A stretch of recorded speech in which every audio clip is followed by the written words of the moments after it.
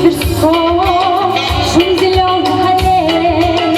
Хотя бы раз посмотри, как танцуют девчата на ладонях больших голубых площадей. Песня плывет, сердце поет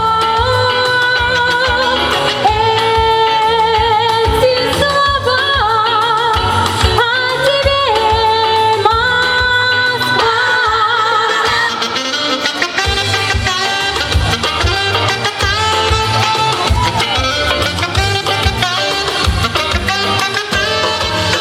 Слава, ты вспомнишь мои, если только приедешь и увидишь хоть раз лучший город земли.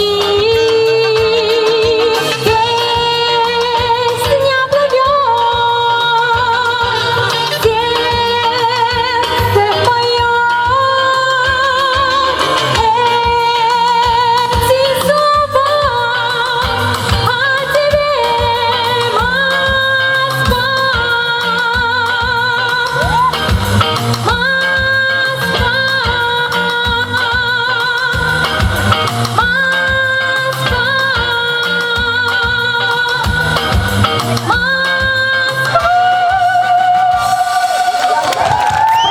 Гульмарьям Смирнова.